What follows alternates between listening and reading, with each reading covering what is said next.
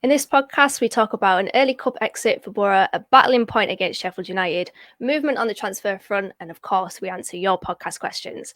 This is the Boro Breakdown podcast, and grab a cool drink because this is all your Boro Matchday chatter in a pod. Wants support. Curtis Fleming is there on the edge of the area. Fleming for Craig Hignett. Hit it, Higgy. Higgy hits the treble!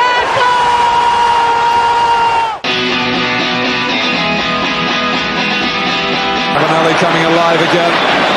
Juninho wants the ball played to him. Ravanelli spots out Emerson!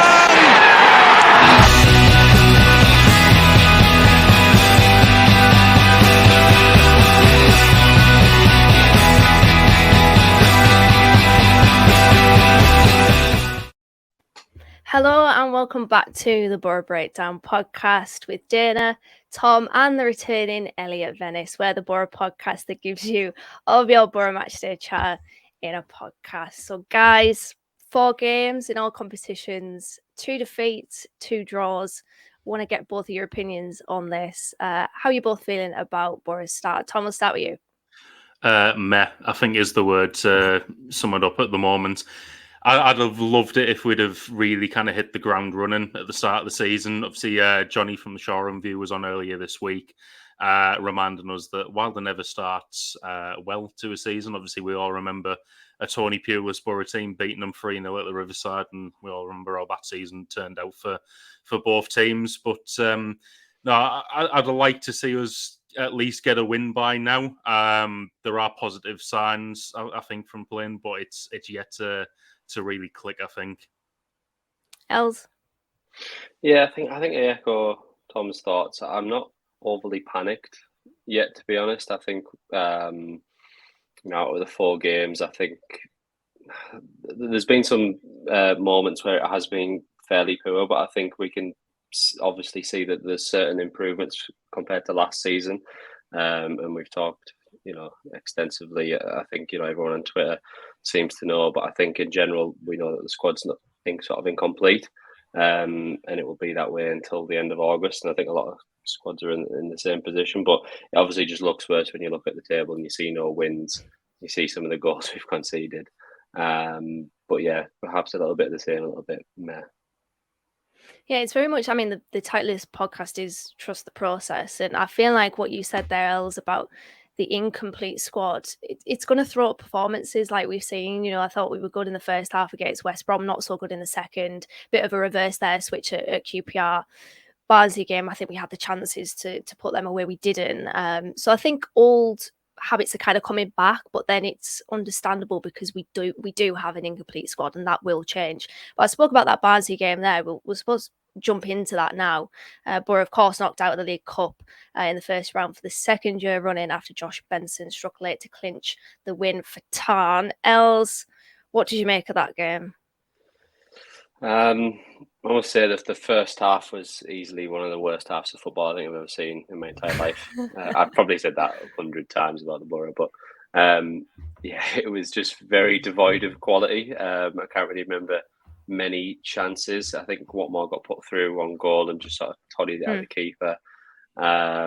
Second half, there was sort of a bit more improvement. I think we were pretty much camped in their half for most of that second half, and obviously it was a little bit of a late sucker punch at the end.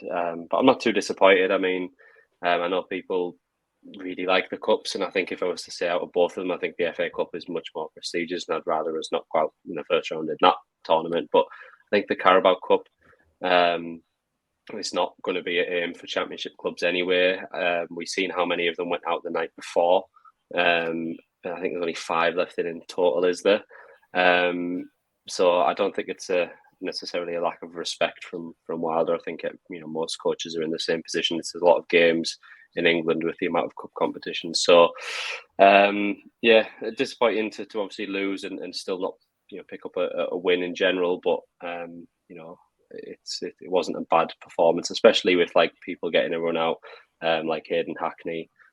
Joe Gibson with his little nutmeg as well. That was probably one of the highlights of the game, to be honest. But it was a funny old game. But Yeah, Tom, obviously Elliott said there a few players making their appearances, a few young players as well. 5 players made their debuts: Liam Roberts, Sonny Finch, Daniel Dodds, Isaac Fletcher, Bryant Bolongo. There also starts 4, as Elliott said, Joe Gibson and Hayden Hackney. Who out of that kind of clump of players there impressed you in that game? I mean, I wouldn't say impressed with like the full performances, but I would say there's areas of the game for a few of them where I thought they did really well. Still think they're all pretty much quite a way away from the starting 11 or even the first team squad. But for example, Hayden Hackney starting in that number 6 role, I don't think he can play the Howson role. I don't think he had the defensive awareness or kind of like the willingness to get stuck into a tackle like Howson does. But there was another area of his game where he was looking effortless when he was spraying balls out wide, and they were getting so accurate as well. So I think he's one, and we've seen it before. The Brentford game a couple of years ago. He's definitely got potential.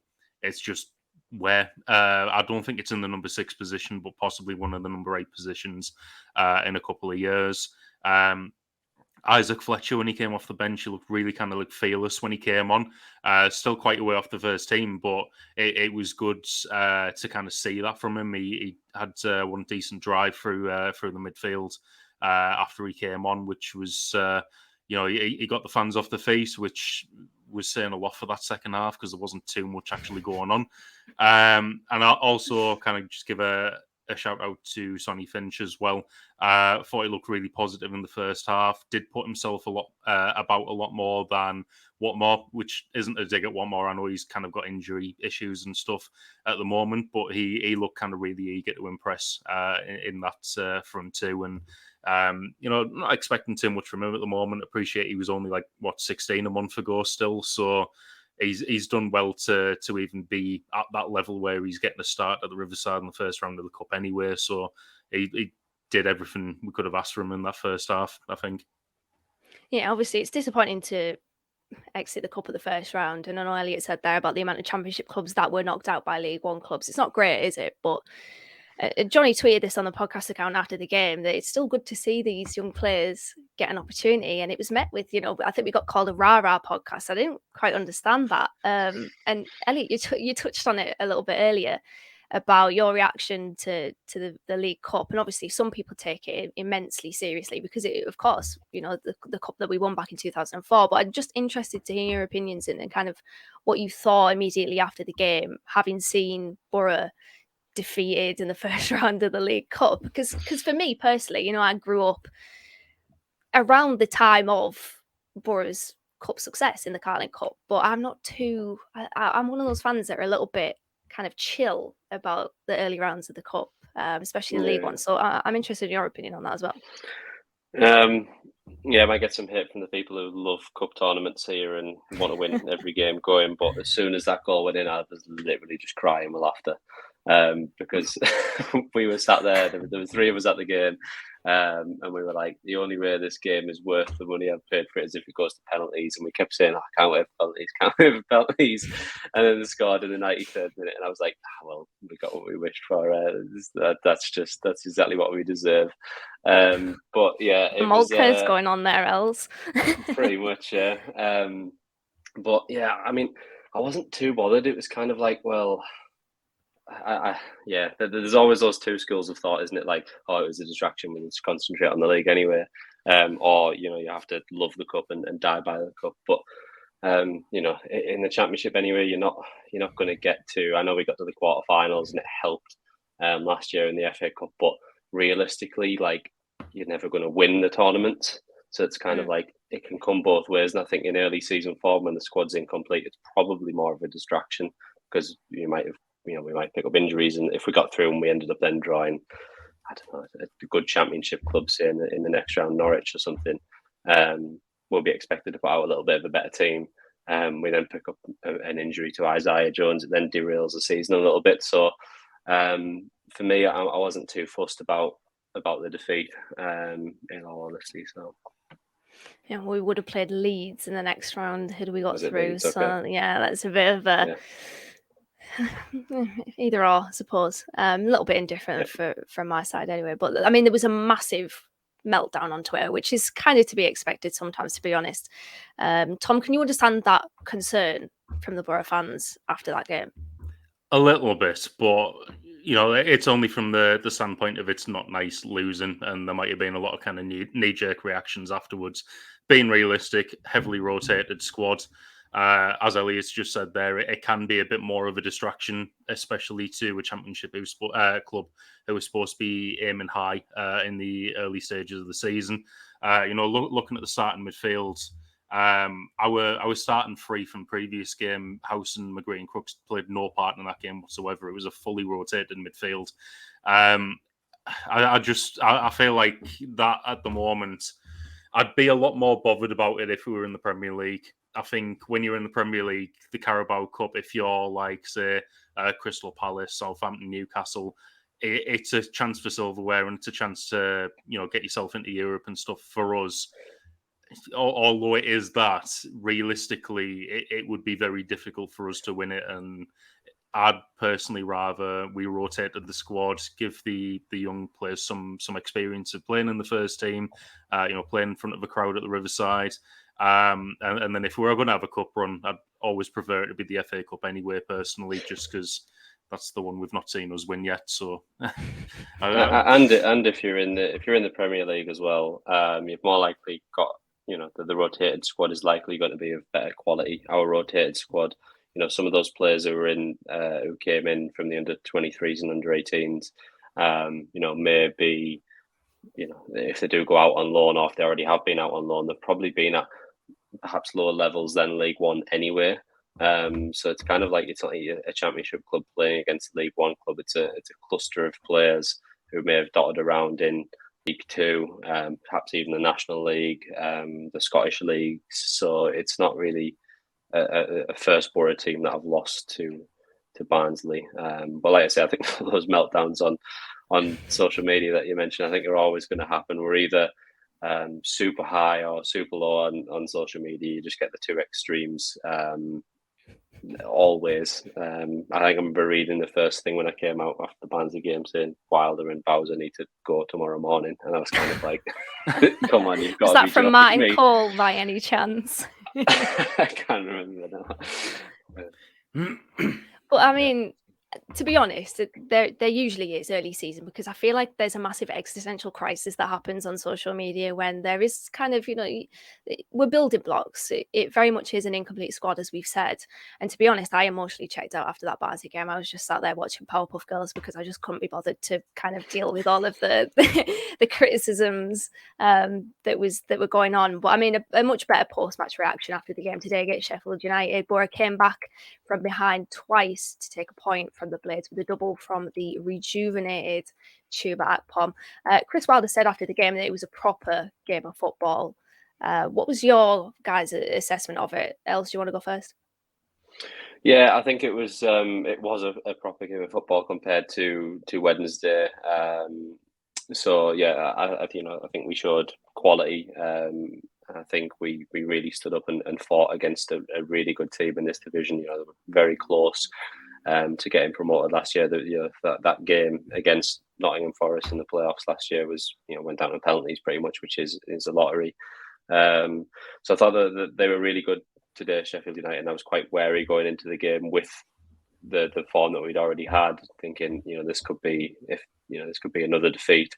And not that we expected it almost, but they are a tough outfit. So I'm really pleased that we came from behind twice, because I think each time, especially with when a team brings a good following to the Riverside, the fans really get behind it, and you kind of you feel like the world's against you if you're on the pitch at the Riverside, and the away fans are going a bit mad.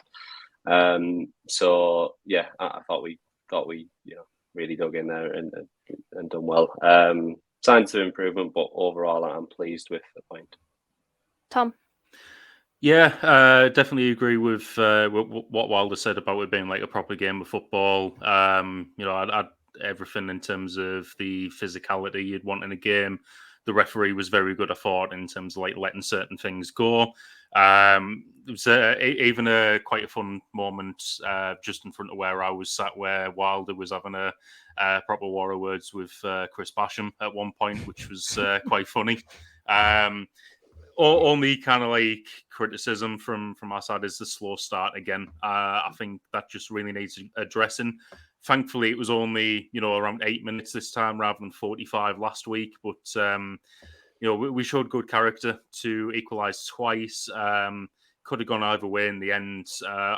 We were potentially unlucky not to win when Watmore at the post at the end. But overall, a draw was a fair result, I think, just because when Giles put it in the back of the net, I was just like, they've not deserved that at all.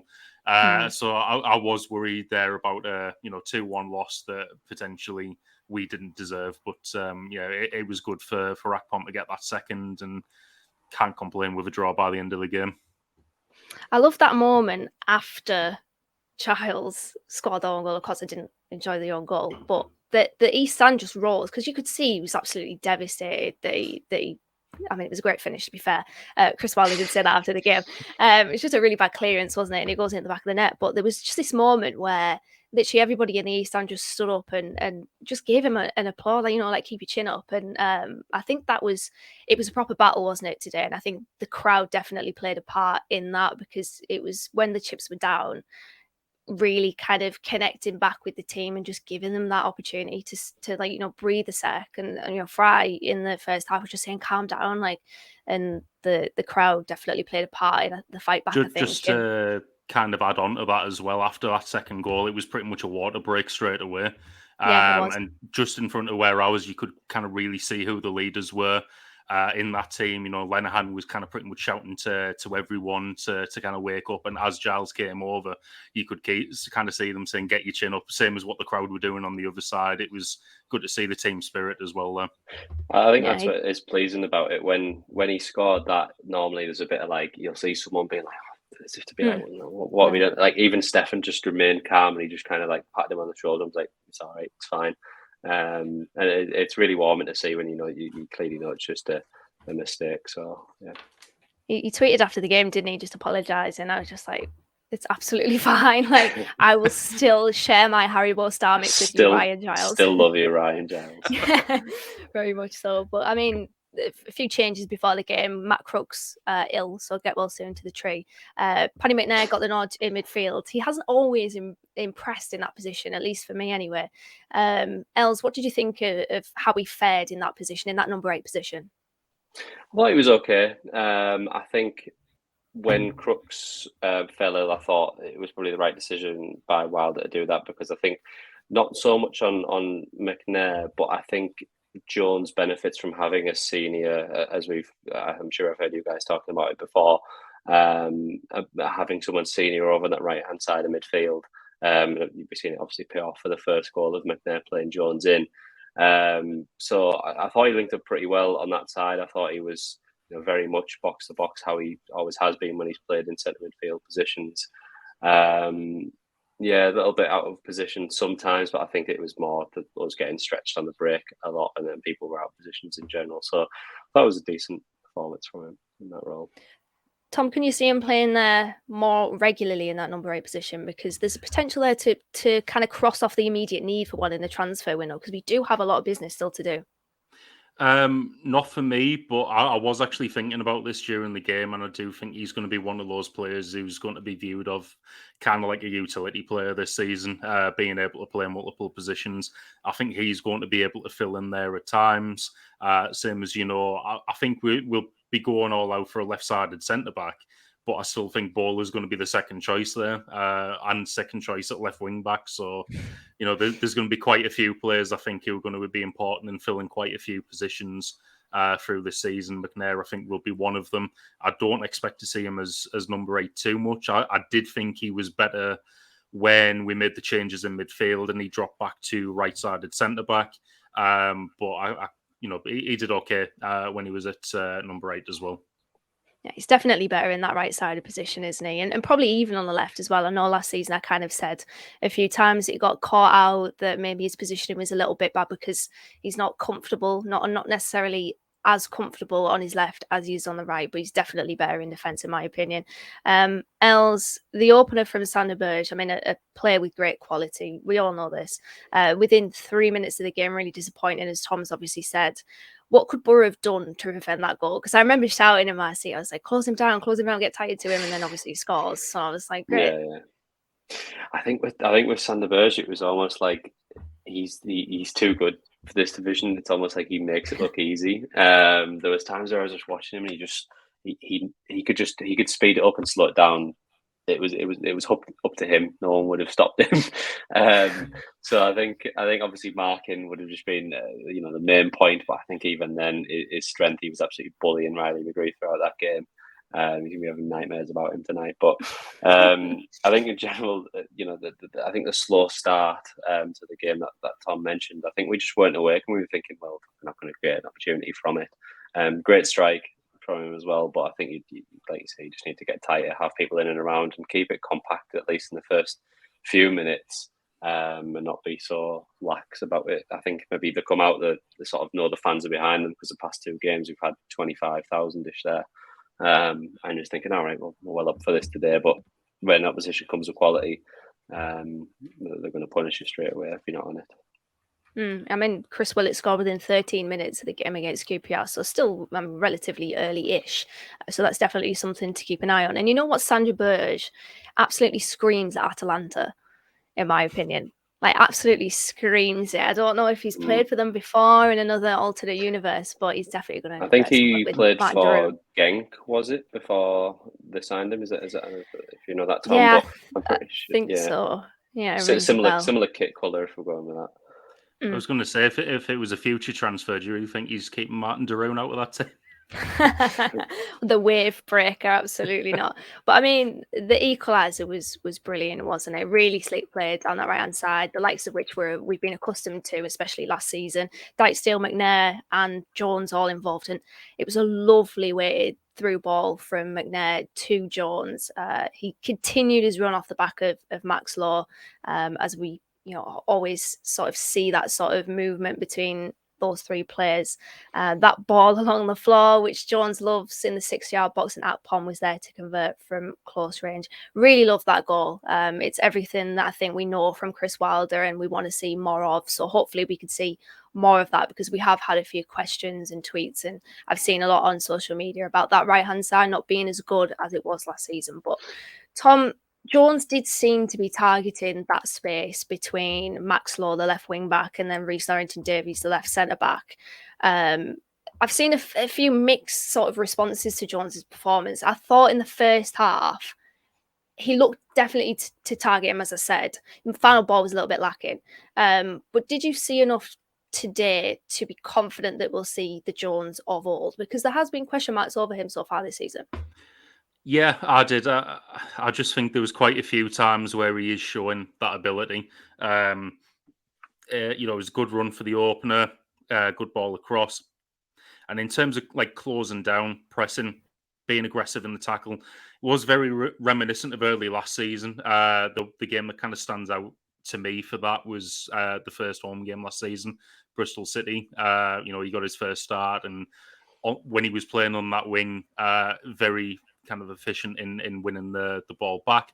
He did seem, in glimpses back to that this year. And, there was a point today where I can't for the life of me understand why the Sheffield United player left it, but the ball had gone up the right-hand side. And it was like the defender was just jogging back. And I remember that, yeah. It was over the other side of the stadium, so I couldn't see what it was, but it was like Jones had made like a Gareth Bale-esque run off the pitch and then round him and got the ball back. Like, I think there's enough there to show that he can get back to that stage. It's just, the consistency he needs to work on, I think. Yeah, I did think that... Sorry, Danny, I'll let you go. No, I was just about to say, I do think that was a weakness of Sheffield United's, that left-hand side of theirs. In fairness to Rhys Norrington-Davies, he did do well in the game that we got absolutely tonked 4-1 off them last season at Bramall Lane, but it was a weakness there. I just feel like his final ball was letting him down. But go on, Els, what were you going to say? Yeah, I was just going to touch on with him that I think consistency is a weird one, because I feel like he became pretty much the key player for us last season. And then when he had the injury, he sort of just came back, and I don't know if it was maybe just the intensity straight away, if he didn't want to just get another injury, kind of have that niggling thought in the back of your mind. But it's almost like his form dissipated with the teams. It was almost like he was in a purple patch and he wasn't thinking, he was just doing. And I think that's what he needs sometimes. He just needs to be a little bit instinctive, because we see sometimes he tries to like overthink it. And that's where his poor delivery will happen, where he'll just kick it straight at the person in front of him. Whereas I think he just needs to get his head down, try and either bomb on and beat them. And, like I said, just be instinctive and do it faster, because that's where his ability lies. He's not like a central midfielder where they're super smart on the ball and going to pick out the best pass. So.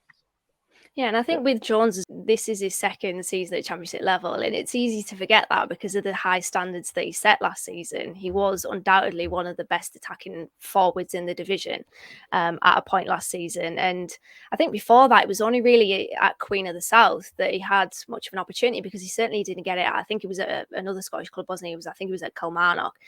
It's going to happen that he's going to go through these peaks and troughs. He is a relatively young player still.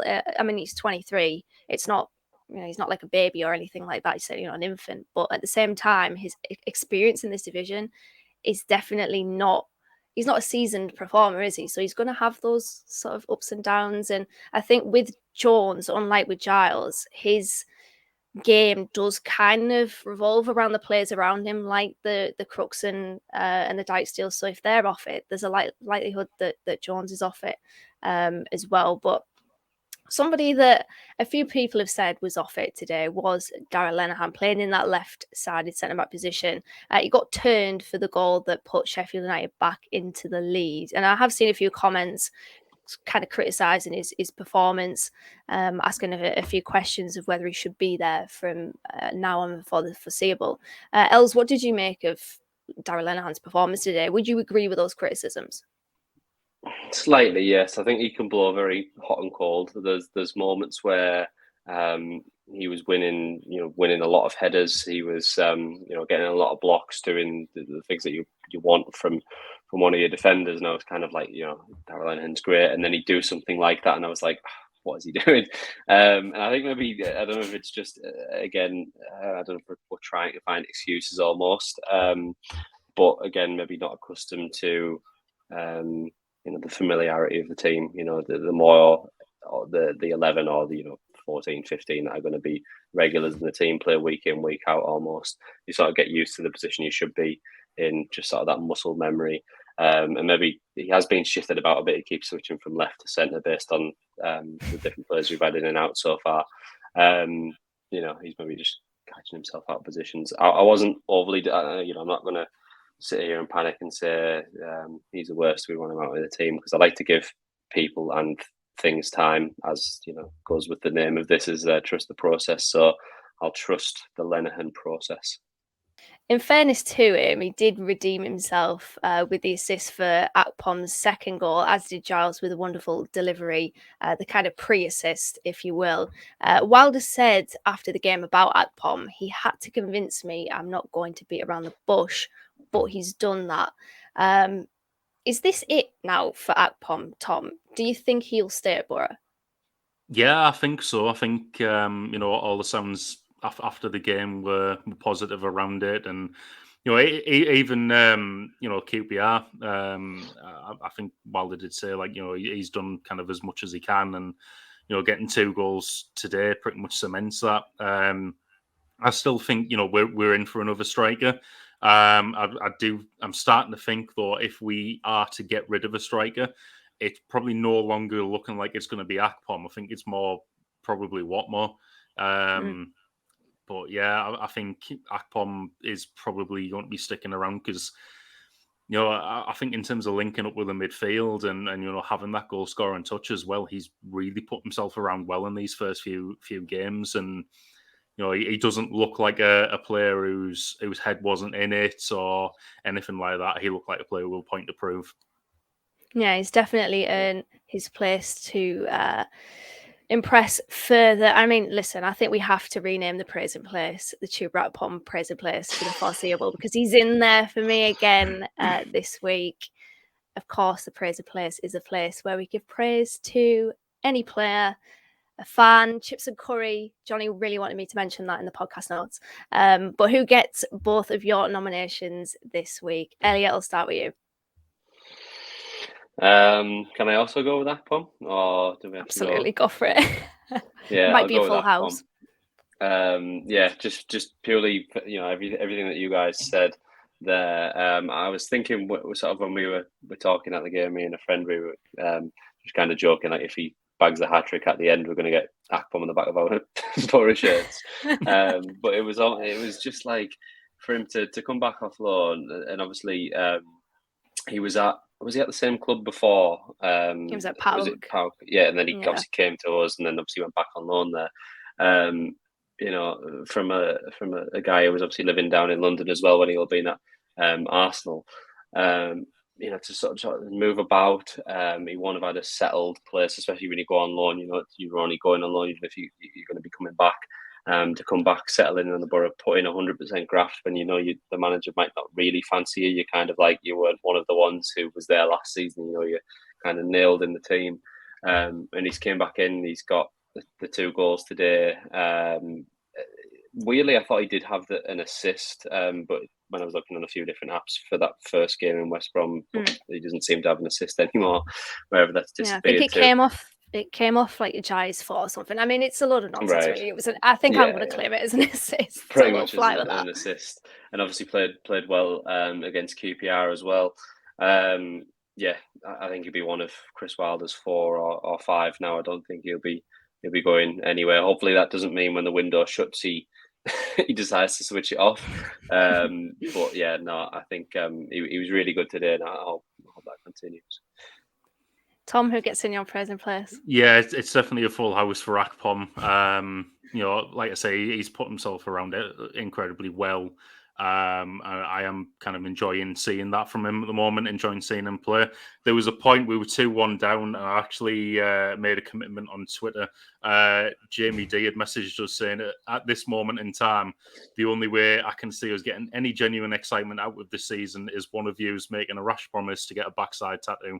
And I replied to him saying, yep, might be the Stella and me talking, but I'm ready to take one for the team.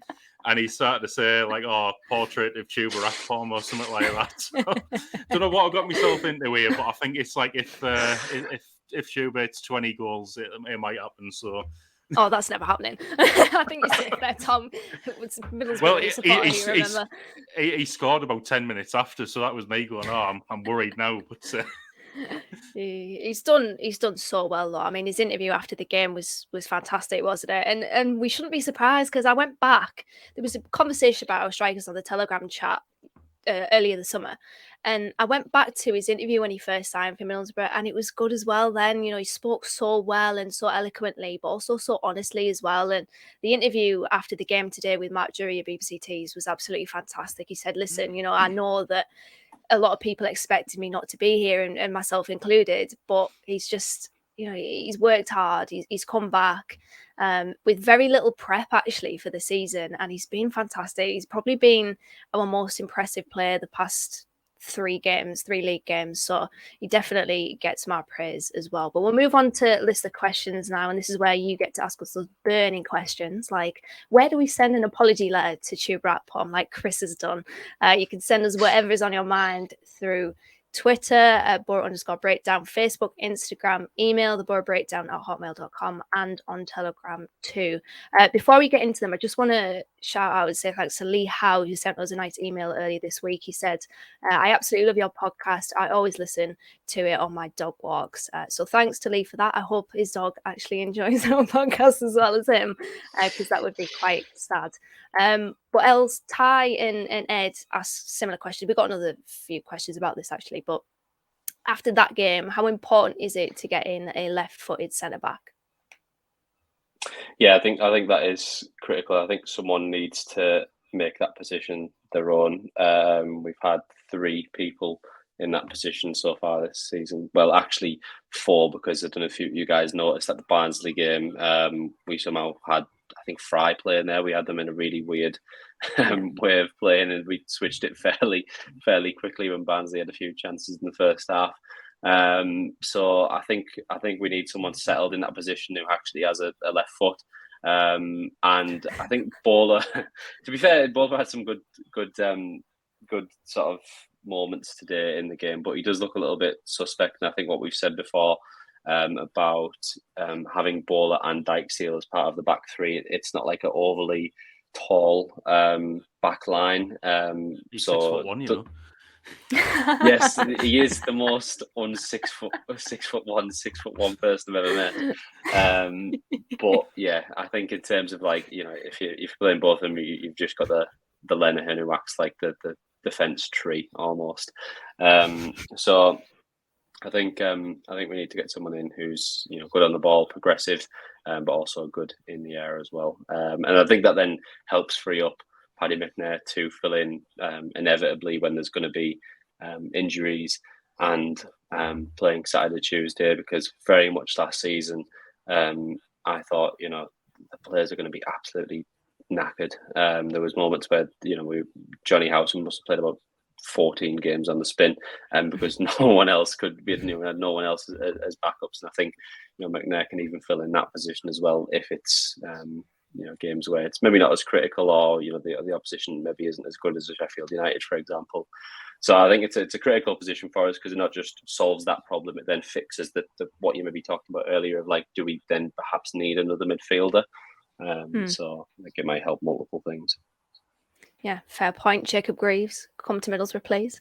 But Tom, Paul Williams asks, should we be concerned with the lack of creativity coming from the middle of the park? McGree looking a long way off the pace compared to how he was bossing games in pre-season. Yeah, I think a little bit. I mean, like we said earlier, it's only a few games and I don't think anyone's properly hit the stride yet.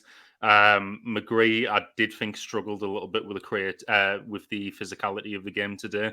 I don't think it was a game that was very well suited for him, and felt a lot more confident when Moet came on and he was playing that left side, because he looked so much more kind of assured on the ball there. But yeah, I mean, in terms of the right hand side, we used to have the link up between Crooks, Dijksteel, and Jones. We missed that today, I think. Left-hand sides, yeah, there just wasn't a lot of room for McGree to play, but it's a very small sample size at the moment. I'm sure we will be able to sort that out, especially with now having Moten as a midfield addition as well. I think a lot of time we just wanted to touch on that, because I think when people ask about creativity from the middle of the park, it sort of cropped up a few times. I think in our formation and the way Chris Wilder sets up his teams, it's likely the two main creative outlets of Giles and Jones anyway. So I don't think we should be too worried that assists maybe don't come from the midfield, that they're going to be the pre-assists. I don't think it necessarily has to be the burden has to be on those, because I don't think that's how the formation is set up to be. So just I'd probably just say to people not to worry too much about the lack of that, really. Yeah, I think McGree showed last year that he did have it in his locker as well, in terms of the creativity and being able to pick a pass. But it's like you say there, he's not one of the more focal points of being creative. And I think in games like today, where he's pretty much being marked out of the game and shoved around quite a lot, then you're not going to be looking for that creativity from there. It'll be from other areas, but there'll be other games where he's going to get more time on the ball and he will be able to be more creative. Well, sticking with you, Tom, Luans asks, from a stylistic point of view, do you think it's an issue with Force being so far removed from build-up play? He's completed 5 passes in 2 games. Do you reckon it could put an over-reliance on his strike partner? Potentially. I don't know. Looking back while they're at Sheffield United, I've heard, quite a lot in terms of McGoldrick being the kind of the hold-up striker and linking the midfield and attack, and Billy Sharp or whoever else was playing on the other side being the kind of more natural finisher of the two. So potentially Wilder's trying to recreate that with someone who's purely a finisher, which I think we all knew about Force when he came in, that that's pretty much what he is, a very much kind of a 6-yard box style striker. Would like to see him get involved a bit more, because there were points in today's game where I did forget he was on the pitch at times because he wasn't involved, and then there might be like a long ball over the top, but he's not fast enough to get to that when the defense have 5-10 yards head start on him. So I'd like to see him get involved more, but I do think the other striker is probably going to be looked at as a link between the midfield and attack to maybe enable the balls into force. To be fair, I mean the goal that we scored, the first goal that we scored is exactly what Marcus Forss wants. It was just to wrap on put the ball away. You think of the 6-yard box. That's Marcus Forss's territory, isn't it? Yeah, I was gutted about that personally because I had Giles anytime assist and Forss anytime goal scorer, and it was the other side. So it was Jones and Akpom who did it. So completely done over my best. But yeah, that's exactly the type of thing we want. It just seemed like it was Akpom the one closest to it. It was in the right position for the finish. Yeah, it's good. It's obviously good that we're creating those chances though, because that, as we've said, is exactly what Marcus Forss wants. Cal asked, "What do you think we're desperately missing?" I mean, there's a lot of things that I think we are desperately missing at this point, but what do you think we're desperately missing at the moment?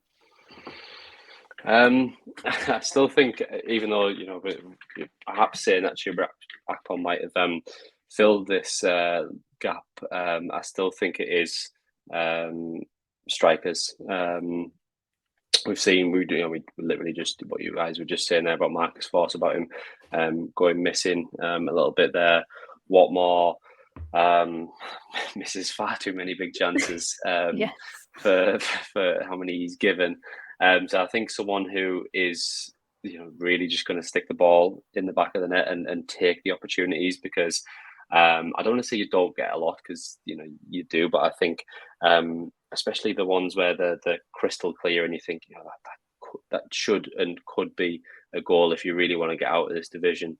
Someone who can take those chances very well. That might be Akpom and Forss in time, and perhaps even Matthew Hobby if he breaks into the team. But I think from the situations of all that's going on, I think another striker is more pressing than anything else. Well, on to the other end of the pitch, and sticking with you here, Elliott. Boro and that ask, are you surprised how poor we look at the back so far this season?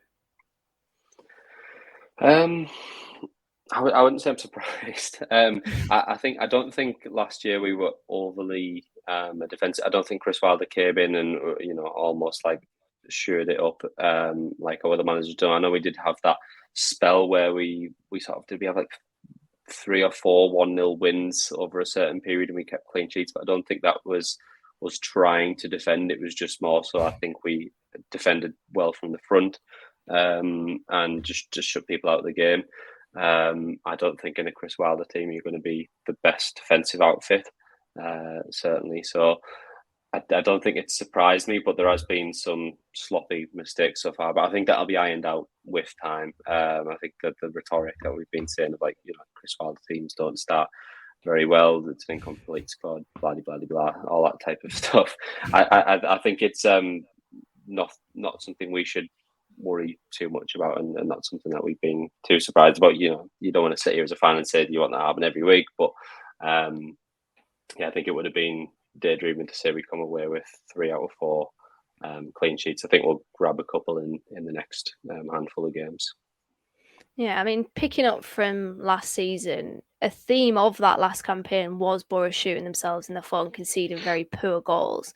I think we have seen that in the goals that we have conceded so far this season, but as you said, we're kind of just hoping that that's ironed out. I do feel like this defence is not set at all at the moment. We've seen so many, it's like musical centre halves, isn't it? You've got makeshift Mark Bowler, makeshift Mark, as me and Gab called him on the live stream the other day, playing in a position that just isn't, I don't think it's his. He hasn't played it before, has he? So, exactly. Well, I think he played it at Brentford, didn't he? But it was very much a Brentford in the cut where Marcus Brown did his knee, and then that's really it. So yeah, it's not familiar territory for him, so it's very makeshift, and I think with that you will see mistakes, but obviously we're hoping that they're ironed out because they will become problematic.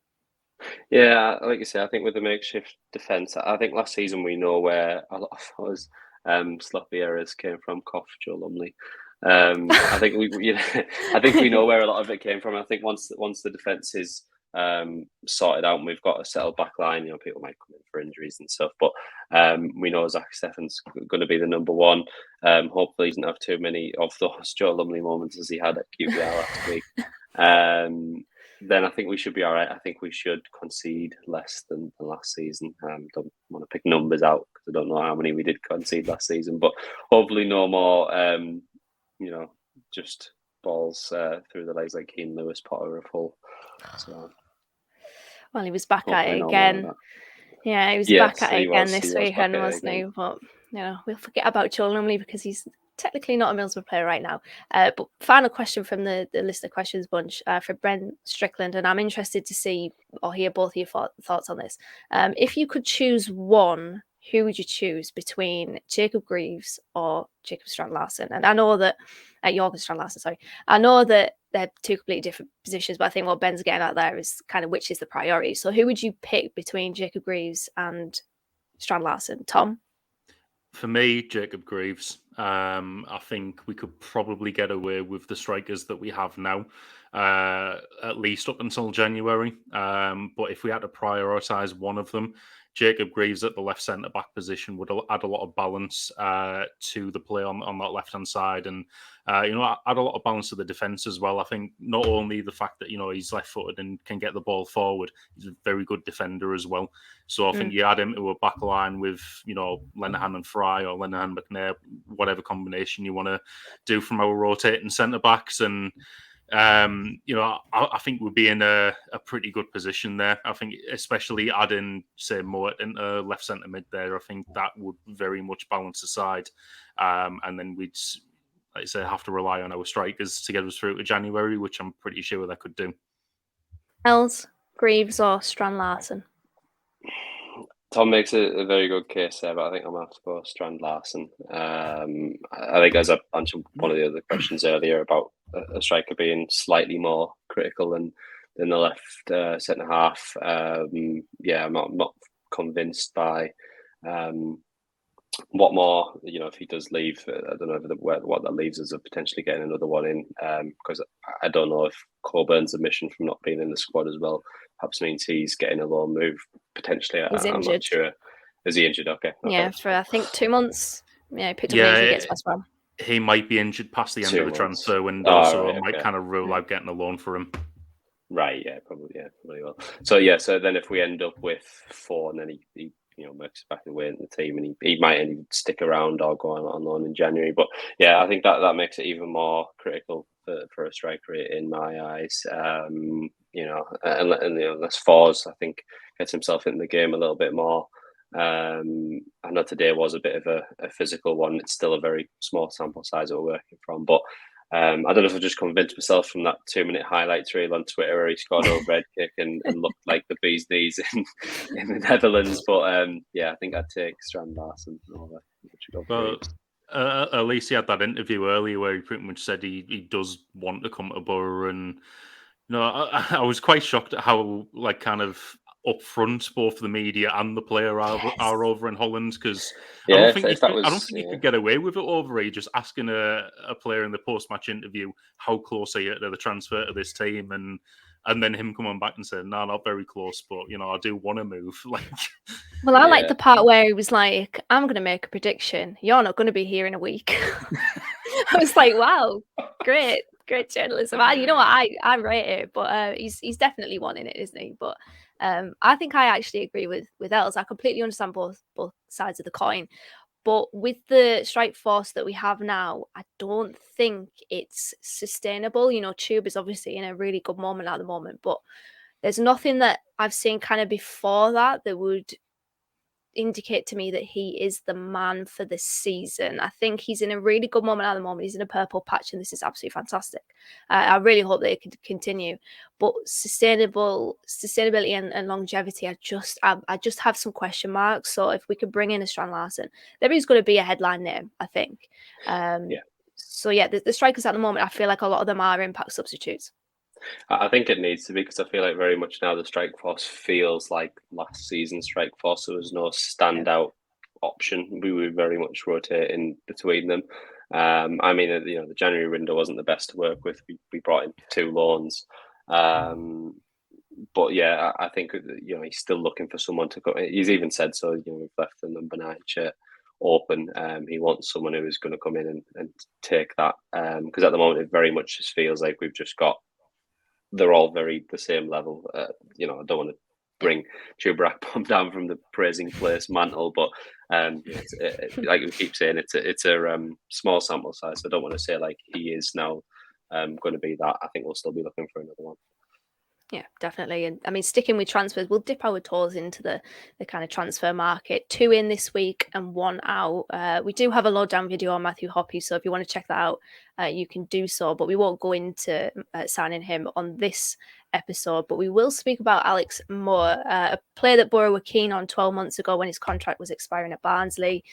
We finally got him now, season-long loan.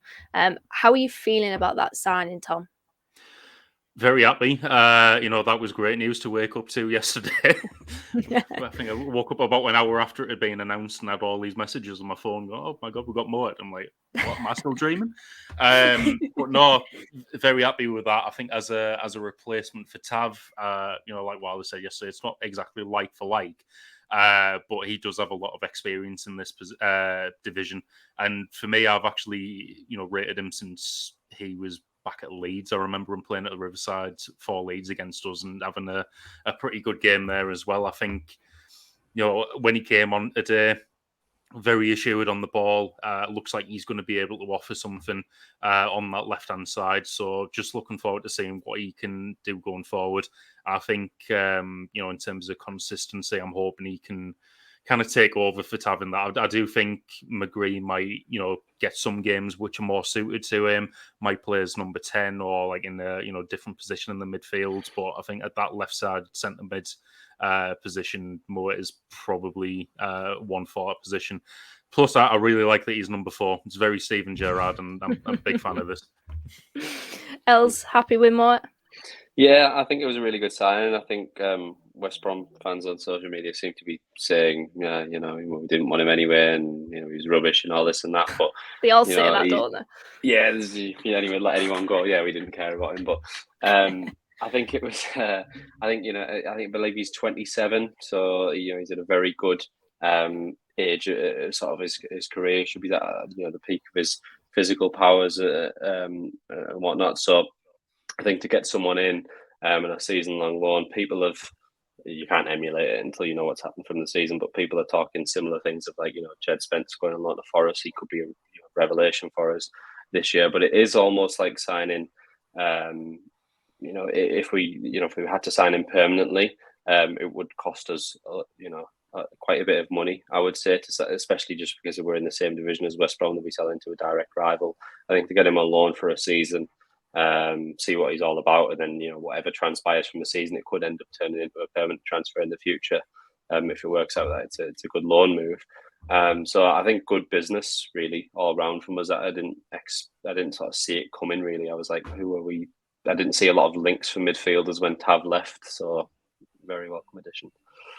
Are you surprised then that West Brom have let him go to a promotion rival? Because that's what I've seen from their fans. It's a little bit of a head scratcher to kind of strengthen somebody that they could be competing and probably will be competing for promotion with. Els?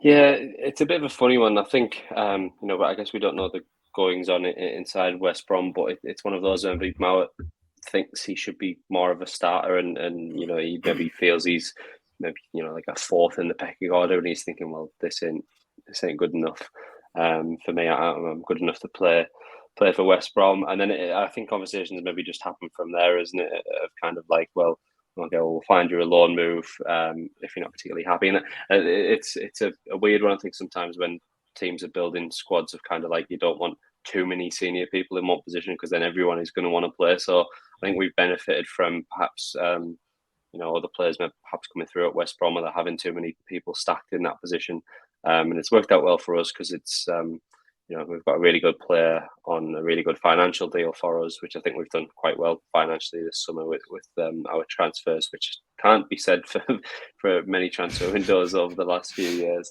And I think it makes sense all around. If it ends up being not a great loan move, then we haven't forked out any money for it. And if we have, then if it ends up to be a good move, then it's great. Well, Tom, this week saw a departure as well, with Uche Ikpeazu joining Konyaspor on a permanent transfer. Was it the right decision from Boro to move Uche on? Unfortunately, yeah, I'm gutted. I think everyone who listens knows I'm a big fan of Uche. And Johnny will know from playing footy with me on a Friday night, I absolutely modelled my game off that man.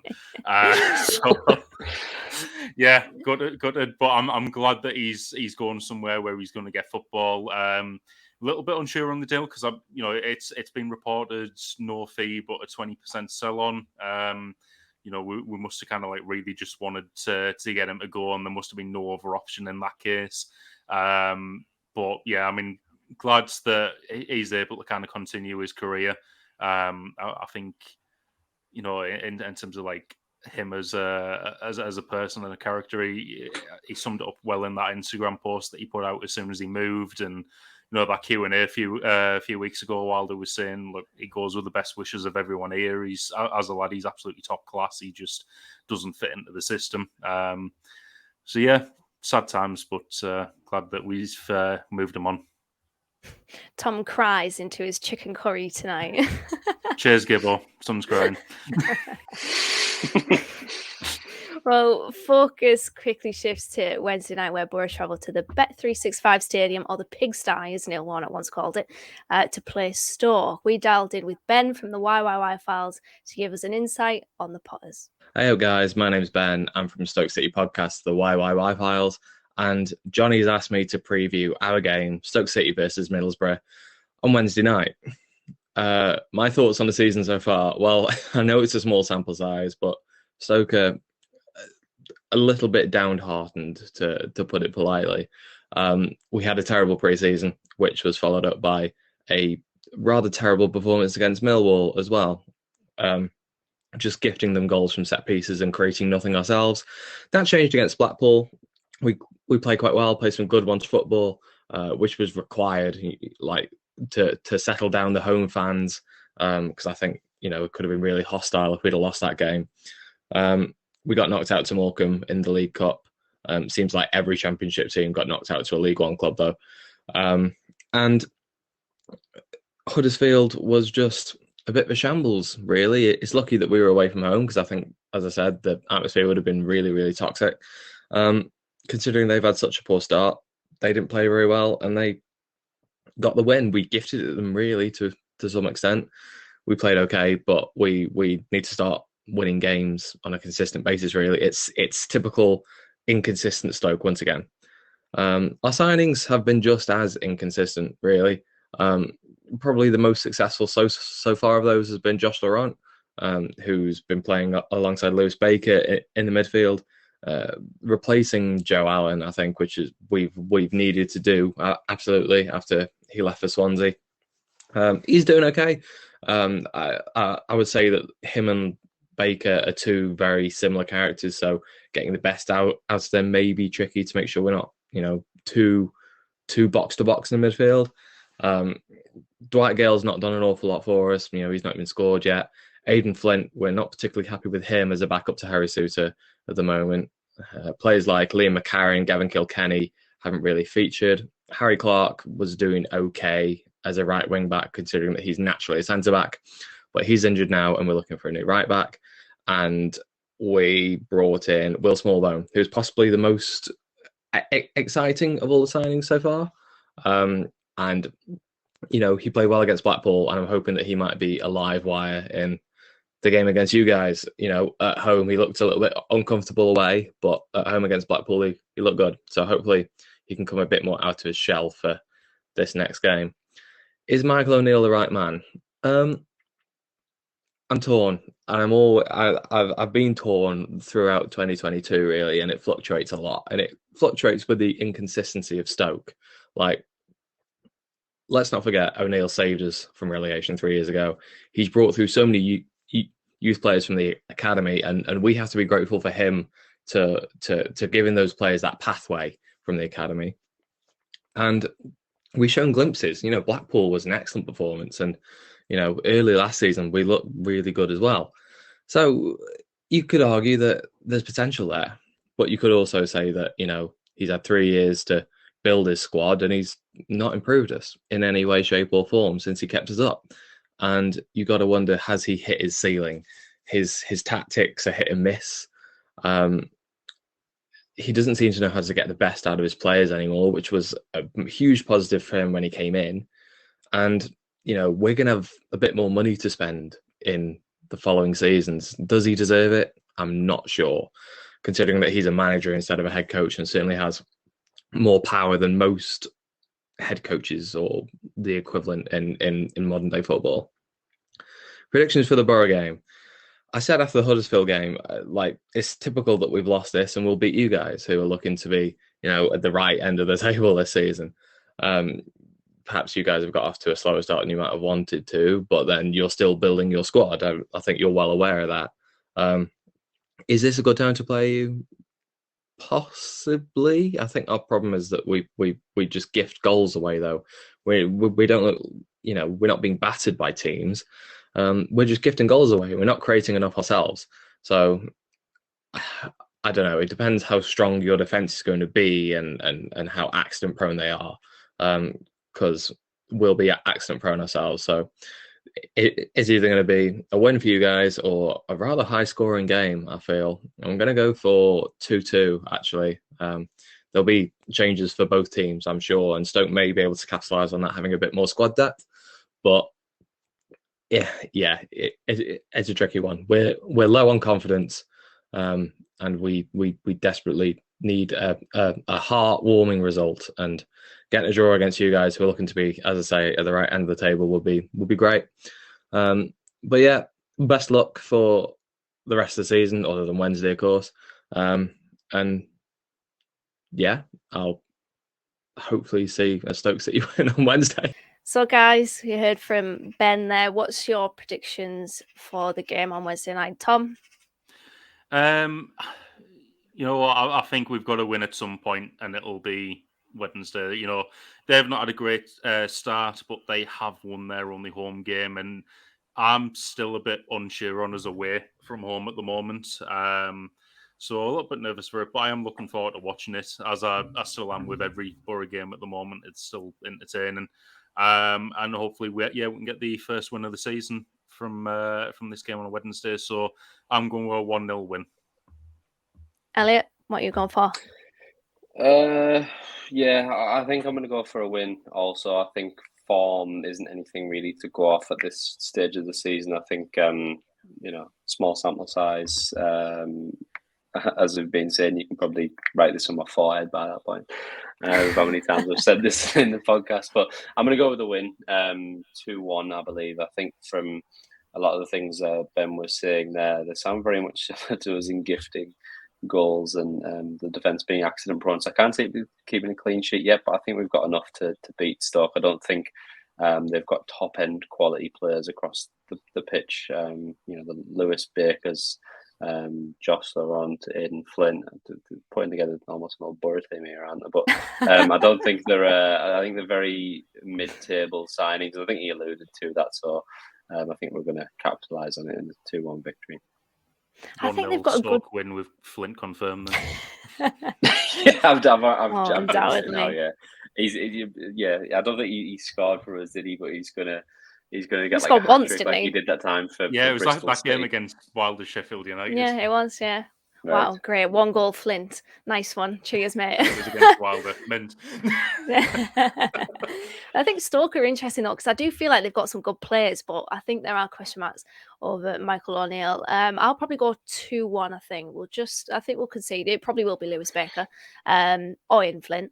But I think Boro will just about edge it. Well, that is it. Thanks, guys, for joining me on this podcast. Boro are out of the cup, but strike back twice to blunt the blades with the Tuba Akpom redemption train picking up steam. That was the Boro Breakdown podcast, and that was all your Boro Matchday chatter in a pot. Up the Boro Breakdown.